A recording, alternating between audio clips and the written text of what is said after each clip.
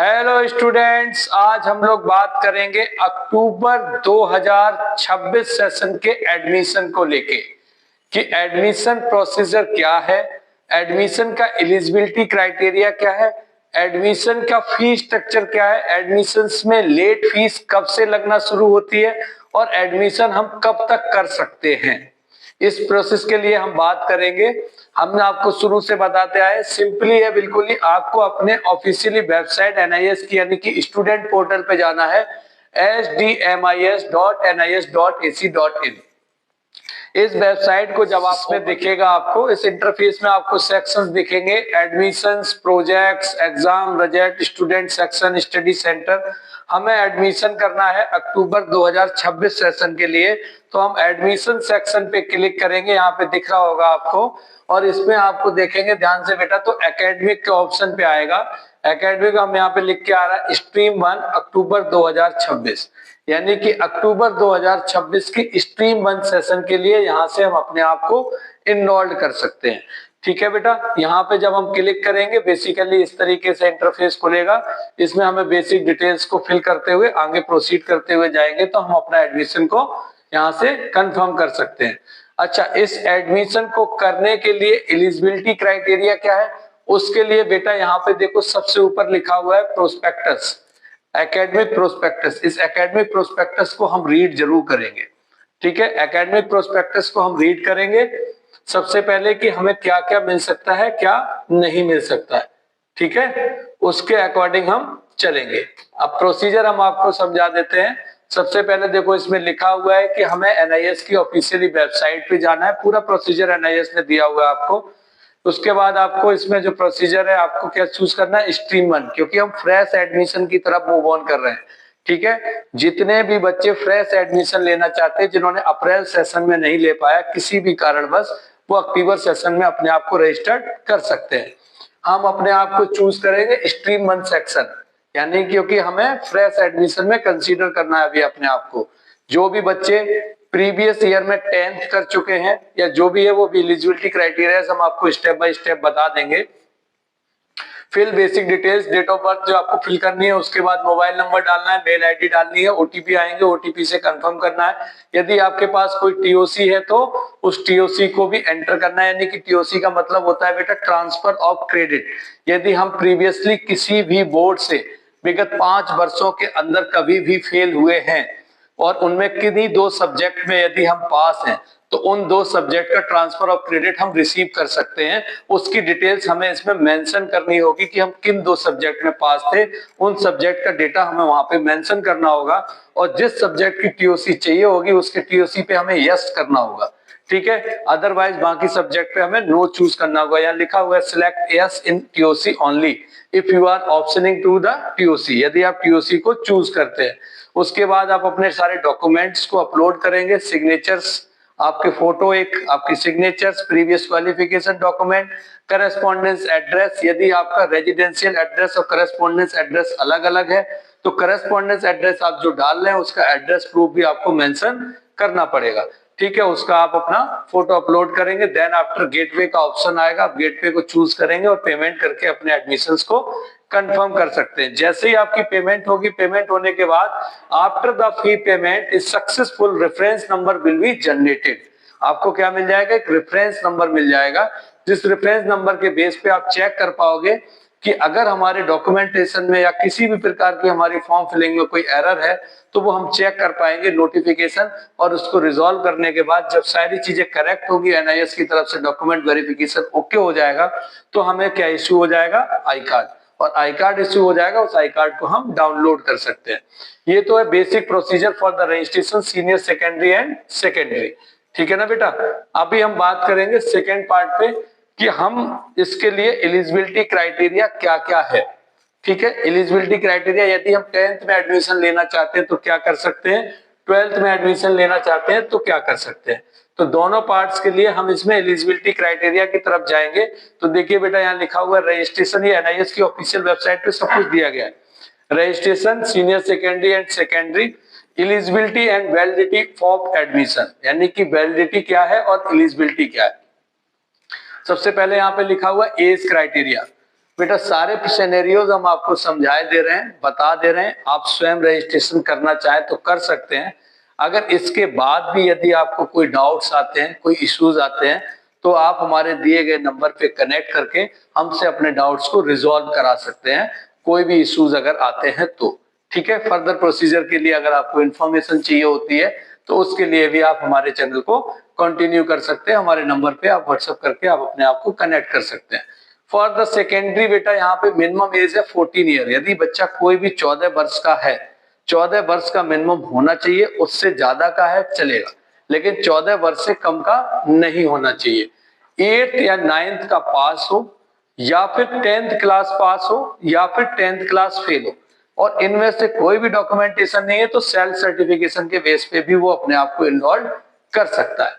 Next, senior secondary के लिए minimum age होनी चाहिए 15 ईयर, यानी कि 15 वर्ष का बच्चा अगर है तो वो सीनियर सेकेंडरी में एलिजिबल है, लेकिन उसके लिए उसको 10th पास होना जरूरी है। ठीक है, मिनिमम क्वालिफिकेशन कितनी चाहिए सीनियर सेकेंडरी 12th के लिए? 10th पास।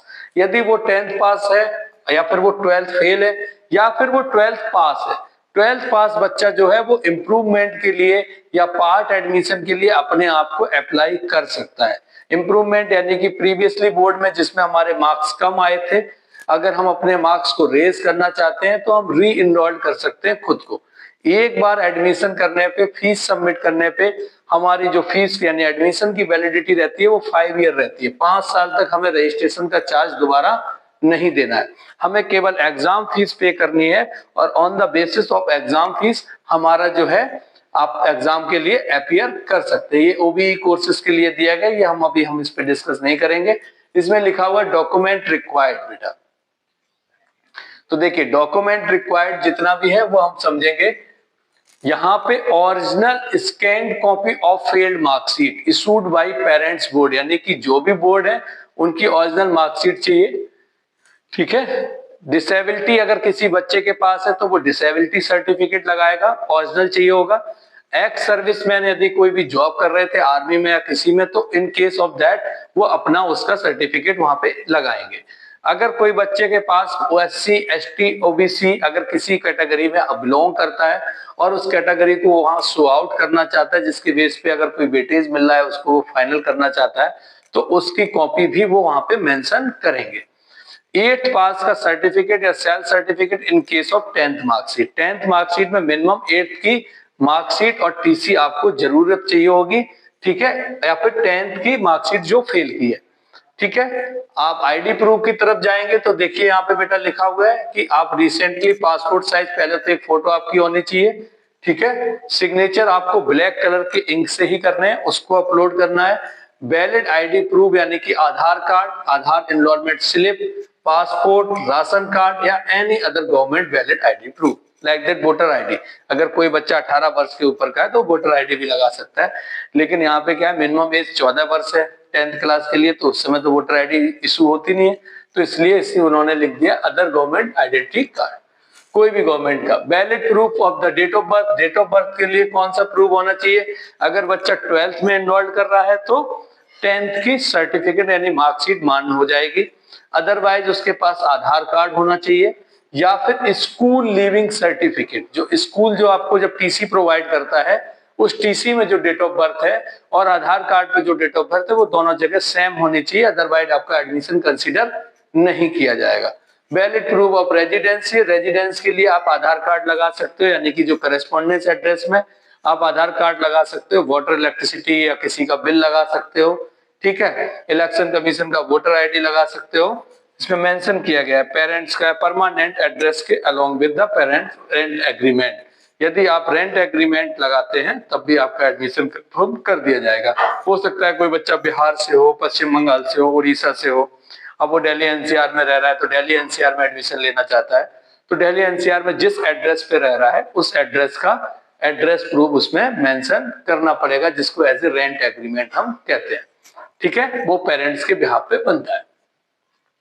रजिस्ट्रेशन प्रोसेस सारा ऑनलाइन है, इसमें लिखा हुआ है, तो सेल्फ रजिस्ट्रेशन कर सकते हैं या थ्रू द स्टडी सेंटर। ठीक है, बाकी फालतू के लोगों से थोड़ा सा दूर रहें, जो आपको बेफिजूल के पैसे अगर आपसे मांग रहे हैं तो उनसे थोड़ा सा बच के रहें। इसीलिए आपको हम ये अवगत करा रहे हैं ताकि आप बेसिक चीजों को समझ पाए। अगर फिर भी कोई डाउट होता है तो आप हमसे कनेक्ट करेंगे, हम आपको प्रॉपरली सर्विस प्रोवाइड करेंगे। ठीक है, प्रॉपरली आपको हेल्प करेंगे ताकि आपका एडमिशन एनरोल्ड हो सके। ठीक है ना बेटा। नेक्स्ट पार्ट आता है कि आपको फीस स्ट्रक्चर कैसे पे करना होता है।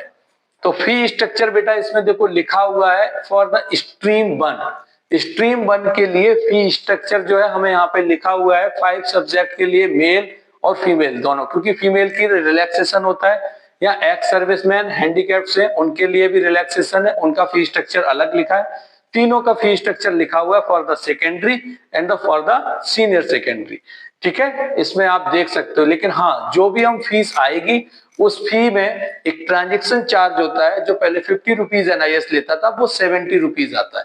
तो 70 रुपीज उसमें एडिशनल ट्रांजेक्शन चार्ज ऐड हो जाएगा। इसमें लिखा हुआ है in addition to above fees the 70 rupees will be added as the cost of online application form. अब बात करेंगे कि हमारी डेट क्या है। ठीक है बेटा, हमारा सेशन कौन सा शुरू हुआ है? ब्लॉक 2, इसको बोलते हैं स्ट्रीम 1 ब्लॉक 2 अक्टूबर सेशन के लिए। अप्रैल सेशन के लिए हम बोलते हैं स्ट्रीम 1 ब्लॉक 1। तो स्ट्रीम 1 ब्लॉक 2 बेटा शुरू हुआ था 16 सितंबर को और इसकी लास्ट डेट जो है वो 31 जनवरी है। नॉर्मल फीस यानी कि इसमें आपको कोई भी लेट फीस पे नहीं करनी है। अगर 31 जनवरी तक आप अपने आप को एनरोल नहीं कर पाते हो तो आपने क्या करना है, 1 जनवरी से 15 जनवरी के बीच में यदि आप एनरोल करेंगे तो आपको 260 रुपए एडिशनल लेट फीस देनी पड़ेगी।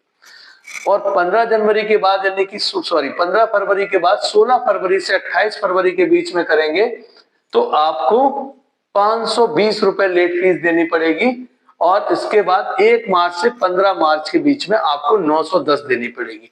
यहाँ पे थोड़ी सी एरर है, यहाँ पे एनआईएस की इस वेबसाइट पे एक पॉइंट पे, यहाँ पे बेटा ये 1 जनवरी नहीं होगा, यहाँ पे 1 फरवरी होगा। 1 फरवरी से 15 फरवरी के बीच में आपको 260 रुपए यानी 15 दिन का टेन्योर। 16 फरवरी से 28 फरवरी में 520 रुपए लेट फीस और 1 मार्च से 15 मार्च तक आपको 910 रुपए लेट फीस लगेगी। अगर आप इस समय के अंतराल में नहीं कर पाते हैं तो फिर आपने इसके बाद आपको अक्टूबर सेशन में एनरोल करने का समय नहीं मिलेगा। अगर आप फेल स्टूडेंट हैं तो आपके लिए स्ट्रीम 2 का सेक्शन और ऑन डिमांड का अलग खुलेगा, लेकिन जो फ्रेश बच्चे हैं वो अपने आप को अक्टूबर में एनरोल नहीं कर पाएंगे।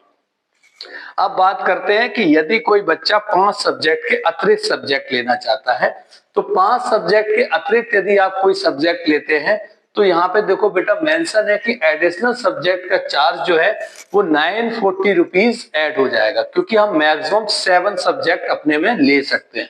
ठीक है, बेसिक फी स्ट्रक्चर जो होता है वो 5 सब्जेक्ट का होता है।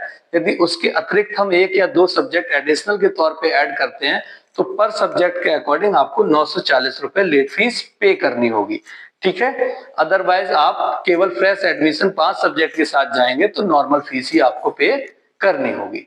ठीक है बेटा, जब हम अपना एडमिशन कंफर्म कर लेंगे, एडमिशन यानी कि हमारा आई कार्ड जनरेट हो जाएगा बेटा। स्ट्रीम 1 ब्लॉक 1 और स्ट्रीम 1 ब्लॉक 2 ये फ्रेश एडमिशन के रजिस्ट्रेशन होते हैं, जिन रजिस्ट्रेशन में आपको रजिस्ट्रेशन अमाउंट देके आप 5 वर्ष के लिए रजिस्टर्ड हो गए, आई कार्ड जनरेट हो गया। इसके बाद आपकी फर्दर प्रोसीजर होता है कि आपकी एग्जाम फीस जो है इसमें आपको अपने अकॉर्डिंग पे करनी होती है। अपने अकॉर्डिंग का मतलब ये है कि यदि हम ब्लॉक 2 में रजिस्टर्ड तो हैं अक्टूबर सेशन के लिए, लेकिन अगर उस दौरान हमारी कोई भी पारिवारिक स्थिति या कोई भी समस्या है तो हम चाहेंगे तो हम अगले अग्रिम सेशन में भी एग्जाम दे सकते हैं।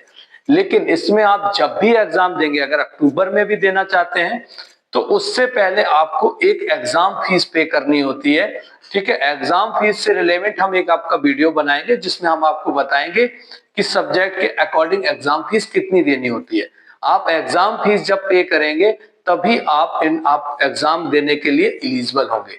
यहाँ आप रजिस्टर्ड तो हो गए एनआईएस में, लेकिन पेपर देने हैं आपको तो उसके लिए आपको एग्जाम फीस इस रजिस्ट्रेशन अमाउंट के अतिरिक्त पे करनी होगी अलग से, और उसका टाइम टेन्योर अलग होता है, उसका नोटिफिकेशन आपको अलग से मिलता है। ठीक है, आप अपने सब्जेक्ट के अकॉर्डिंग एग्जाम फीस भरेंगे। इन दोनों फ्रेश एडमिशंस के सेशन में ब्लॉक 1 और ब्लॉक 2 में आपको असाइनमेंट भी दिए जाते हैं जिसे हम टीएमए बोलते हैं। टीएमए की मार्किंग भी प्रोवाइड होती है, आपको टीएमए सबमिट करने होते हैं।